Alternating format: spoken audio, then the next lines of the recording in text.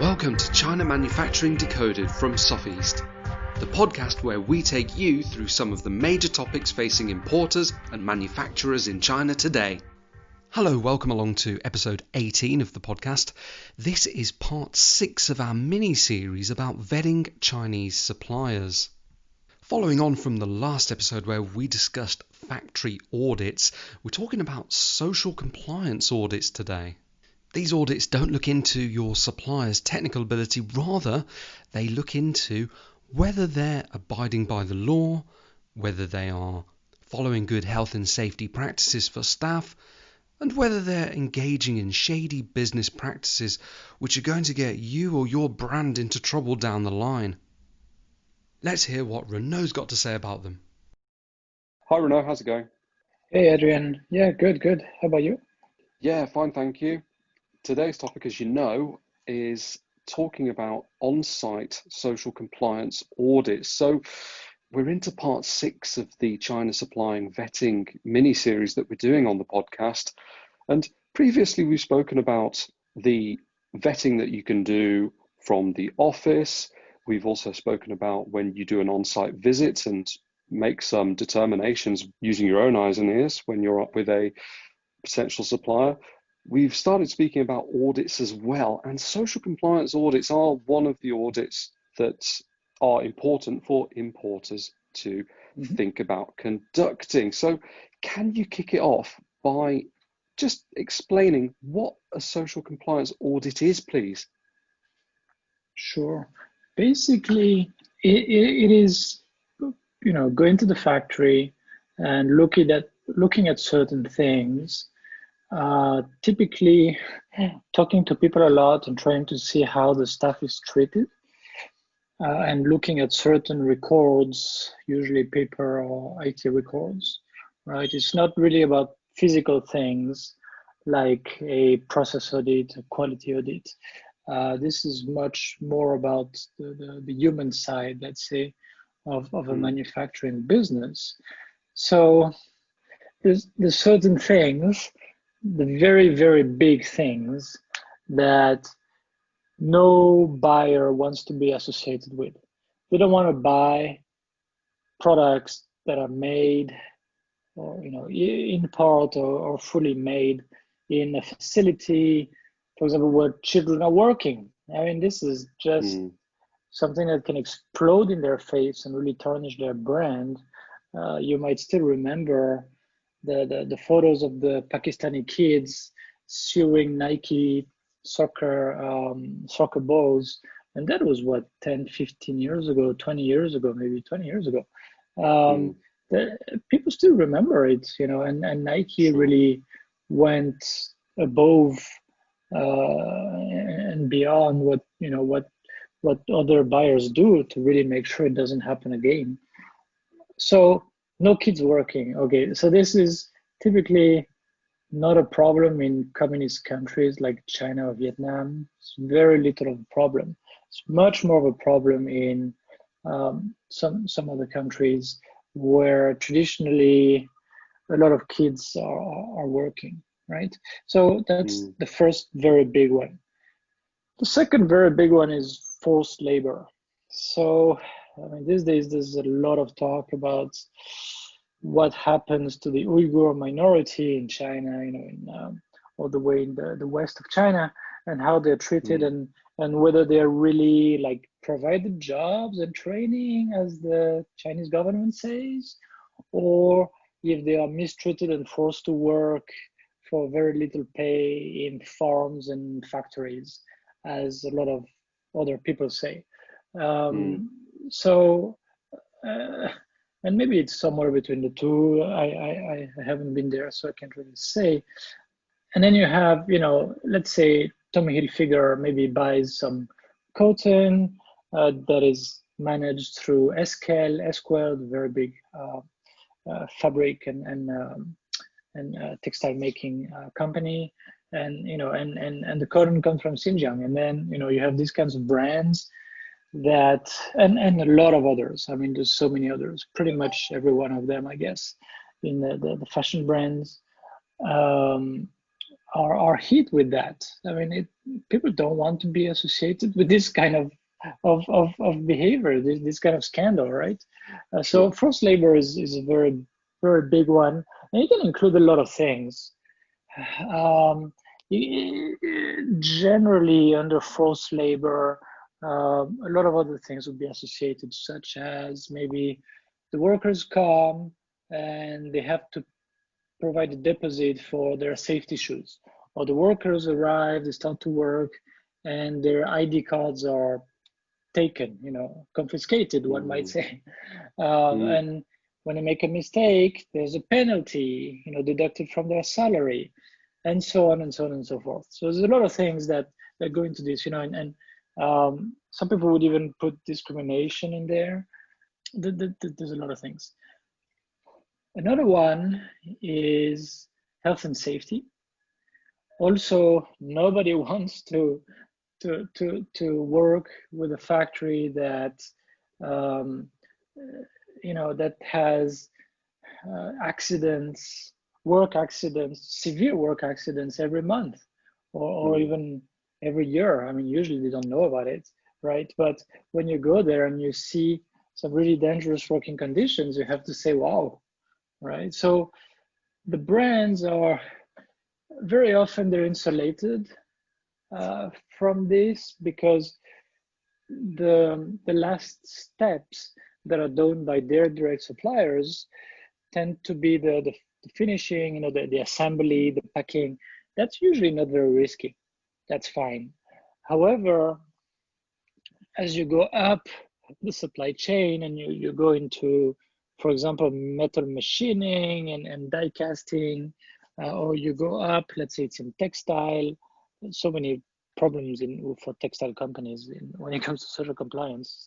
Right. It's really bad. So when you go up the supply chain, then you see the dyeing mills and all the bad stuff they release into the environment. That's not really health and safety. Well, you could say it's the health of the people living in the community.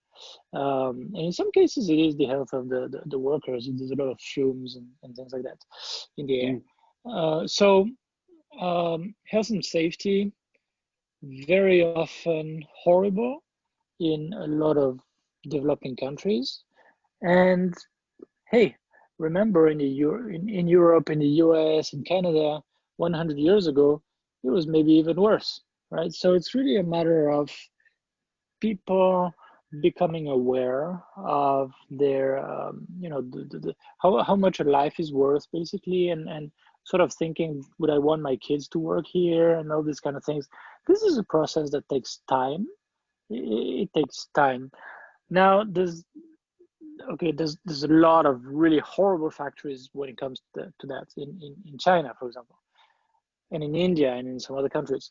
However, it's not a fatality. It's something. It's not a how to say. It's not something that cannot be avoided. When you look at the multinational companies that have a strong policy about that, it's just the same in their China operations. They're very careful with safety, especially in sectors like oil and gas, for example, automotive. I mean, they're very careful. They apply the same standards worldwide. So does it cost a little bit more? In the end of the day, I'm not sure, because when you have an accident, someone goes to the hospital, you have a problem. Now you have a worker, you have to keep paying him who's not working. Maybe it scares the others. They work slower. Maybe you cannot hire people in around you. I remember we were doing some consulting in close to Kaijo 4 or 5 years ago, and the factory really had trouble recruiting. And then we started to talk to the HR staff and to talk to the employees, and they were like, yeah, well, this place really has a bad image in the community around. Nobody wants to come and work here. Oh well, yeah, maybe there's a reason. Surprise. Yes. Yeah. And when you have a death, well, in China, there's sort of a price for that. You pay 1 or 1.5 million RMB to the family. Well, that's maybe 200,000 US dollar, plus all the risks around that. If someone high up in the government hears about that, you might be in trouble, especially if it's the second one this year. And same thing if there's a suicide or something like that. So health and safety is is a big one. So there's a few themes like this that are really big. Then there are some other themes that are in the standards that are considered important and that might be given too much importance. So, for example, the number of labor hours and rest days and so on. Of course, nobody wants to work with a sweatshop where people are working 14 hours a day, sometimes 7 days a week, and so on. Right. Of course, that's bad.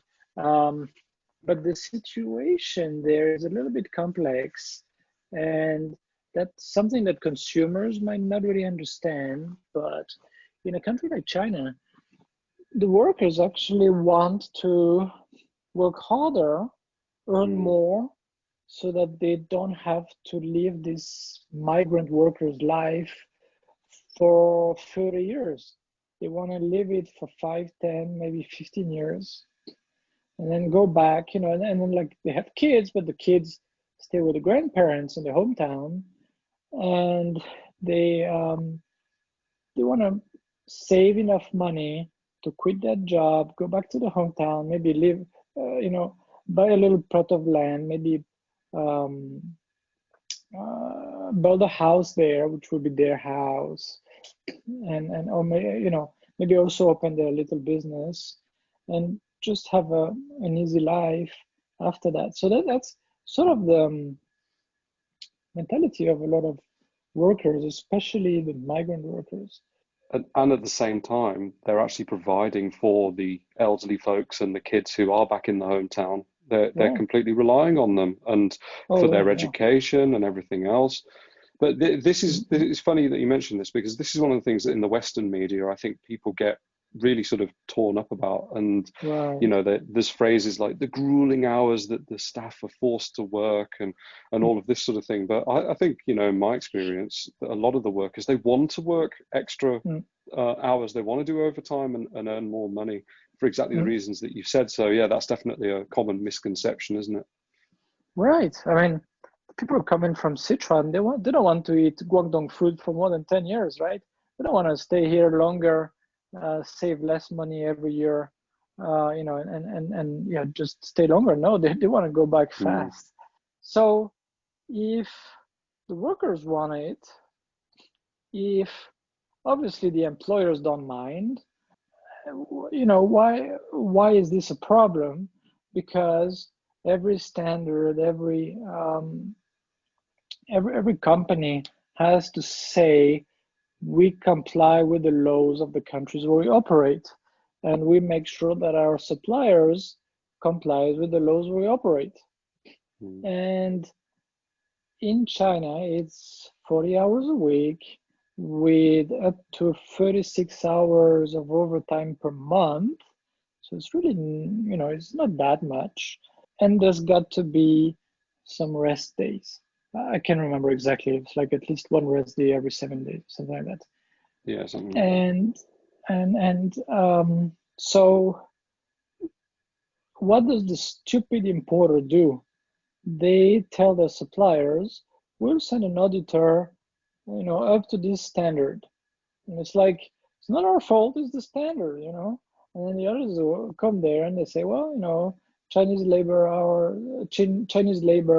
laws say this, and it's tougher than the standard, so I have to follow that.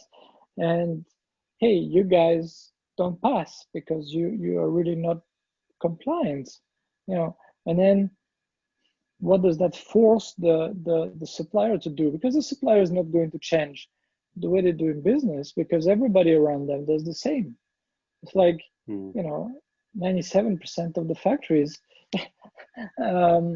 do that, and their workers want that. So they only have one alternative, is to lie, is to prepare the fake book, that records the start time and end time, and to and and and the fake payroll and all these kind of things.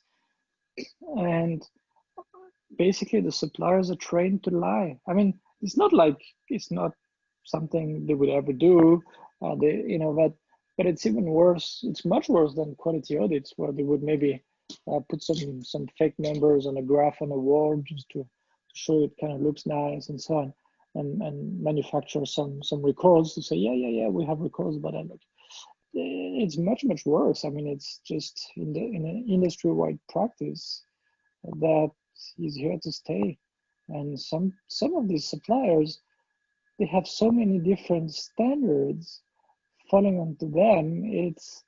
It makes their life really complicated. I mean, some of them, they have to comply with Walmart, with Disney, with SEDEX, with whatever else, and they have 8 or 9 different kinds of books, sort of fake records, basically.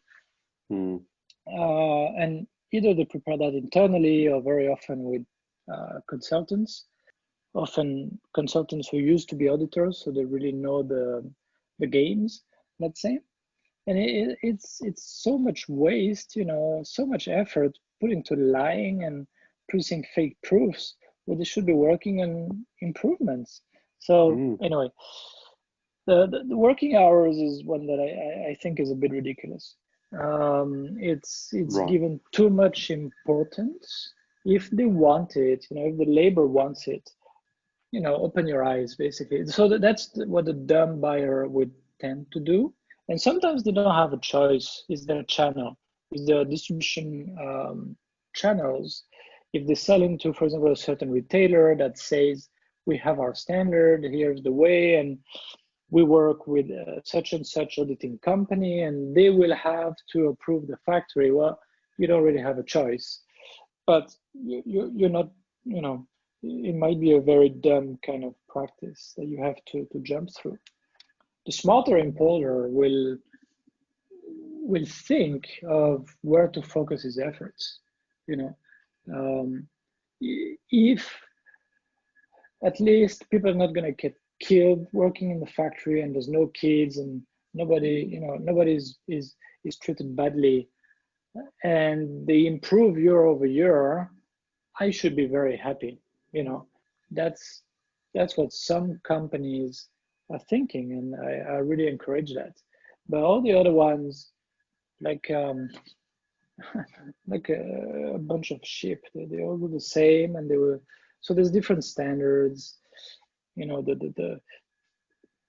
BSCI, and then there's for toys, what is it, ICTI, which is a bit tougher. Then there's SEDEX, and so on and so forth. Some factories manage to be certified to SA 8000, which is kind of tough, but that's a small minority. Yeah, all the other ones pretty much are really led by buyer groups. There's RAP also, especially in apparel. I mean, there's been a flurry of standards that have appeared, and it's been very, very good business for the large testing labs, because they love doing this kind of auditing and charging, charging a high price for that. And usually it's paid by the supplier, and the supplier is told, look, you want to work with us, you have to pass the audit. You have to have at least, let's say, a B. If you have a C or a D, that's not going to work. And here's the list of auditing companies. You pick one, they're all basically the same price. You do it, and we get the results. That's the way it works very often. So it's very good business for the auditing testing companies. And by the way, sometimes it's also a profit center for the buyers, which is really nuts when you think about it.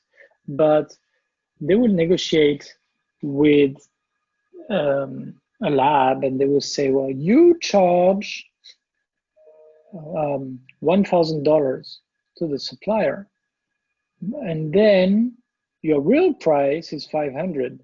The other 500, you credit it to us, okay? You give it back to us.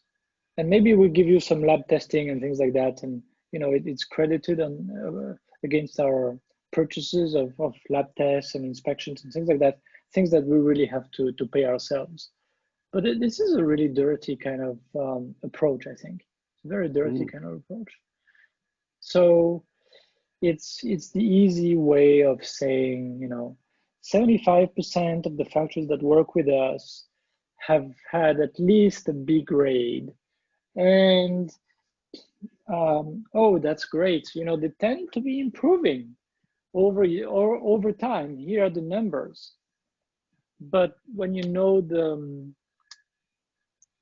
realities of it, it's improving because in a country like China or Vietnam, where it's getting harder and harder to get good staff, factories just sort of, have to improve over time just to attract them. So more often they will have maybe some air-conditioned areas, maybe a basketball court, maybe whatever, better dormitories, whatever makes sense for the employees. And also they will try to avoid maybe working all the staff through the night just because there's an urgent order. These kinds of practices will tend to disappear over time. I hope so. But I believe the market forces themselves are changing all this. And that's a good thing. And all this auditing, all these social compliance audits are not helping. They're just capturing these trends in the market and making the brands look good and basically covering their asses. That's what it is. That's what it is. And it's sort of a tax on the manufacturers. I say tax, I could say something stronger. It's I don't think it's ethical sometimes. It's funny because many of these programs are called ethical sourcing, but then in the implementation, I think that's very unethical. So I'm not very positive on these things. And when you add to that the fact that social compliance auditors, not all of them, but a good portion of them are quite dirty. They take a lot of bribes. It's just everybody knows that in the industry because there's too much money at stake, and because they are auditing to a standard that they know the manufacturer cannot comply with, right? And the manufacturer knows they know, and so it's like, what can we do to pass the audit? And then they show a number, or they have some more more elaborate ways to extract money. But there's a lot of bribes there. So as a buyer, basically you're teaching your suppliers or you're pushing them to lie, to produce fake records and so on, to cheat. And on top of that, you send people to them who are going to extract money, or you're going to create some corruption in your supply chain, basically, which is crazy. Which is really crazy, right? And then they call that ethical sourcing. Yeah, it's a bit of a misnomer, isn't it? I suppose that the rigid nature of standards doesn't really help in this respect because, like you were talking about the overtime situation, which actually anybody familiar with China will know that there's a big difference between employees working quite a lot of overtime by Western standards and forced labor.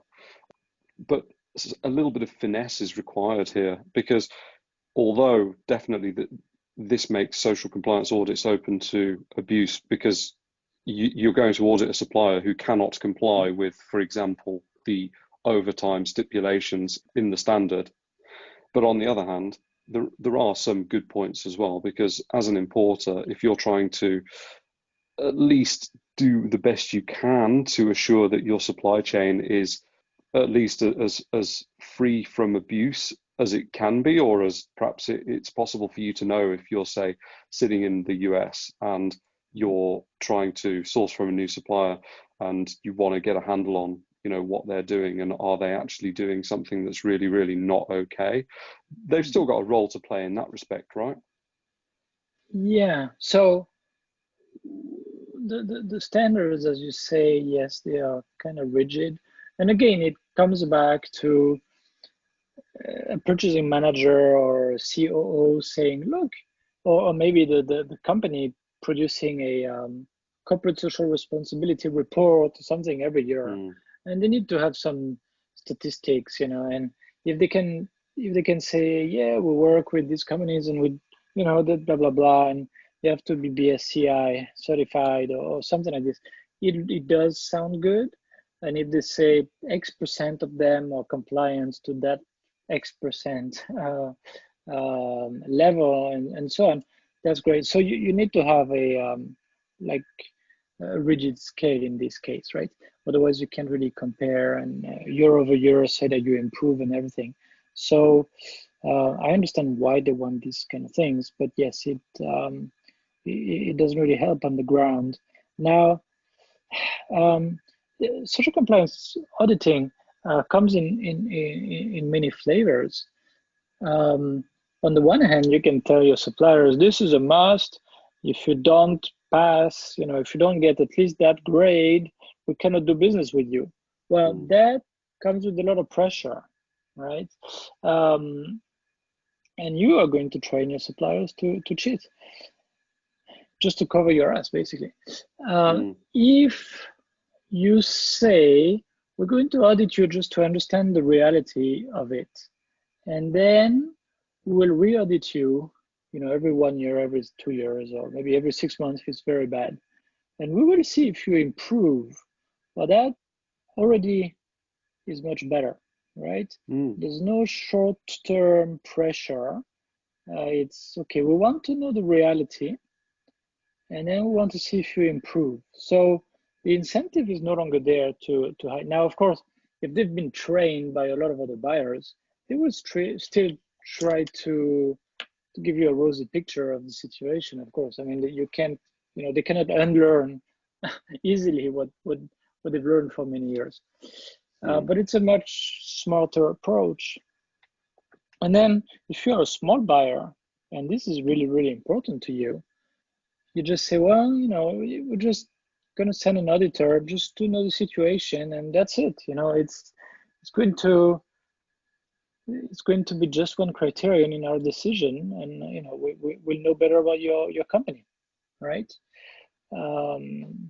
And sometimes you find that maybe the supplier is very, very small, doesn't even have a labor contract with the staff, doesn't have any safety precautions, that doesn't, it's like level 0. Well, at least that, yeah, something bad could happen here because they don't have any systems. They don't have any way of actually preventing bad stuff from happening. But like on the other hand, you're working with a white page and you could help them get better over time if they cooperate, right? So it goes both ways. Good to have the information, but I would say not good to put a lot of pressure and make it conditional in a certain grade on a standard that they can't really satisfy, because you're just creating corruption in your supply chain, basically. That's very, very helpful information, because I guess a lot of importers out there would be thinking, okay, I've got to do a social compliance audit. I know the standard, so I'm going to now be waiting for this report to come back and see all of these tick boxes, and that's all very well. But as you've rightly pointed out, that's perhaps quite a sort of blunt way to do it, and a little bit more thought and finesse might be needed to really be able to get, would it be fair to say, correct results? Yeah, an accurate picture of the situation. I mean, if you don't want to play games, that's what you want as the buyer, and then you decide what to do about it. based on other criteria and also obviously based on the level of cooperation from the supplier. Excellent. Okay. So yeah, there you have it about social compliance audits. That's brilliant. Thanks for filling us in on that, Renaud. That's great. Great. All right. Thanks. Thanks for joining us. If you've enjoyed today's podcast, don't forget to like and share, and you can subscribe on Apple Podcasts, Spotify, and all other places that you get your podcasts from. See you next time.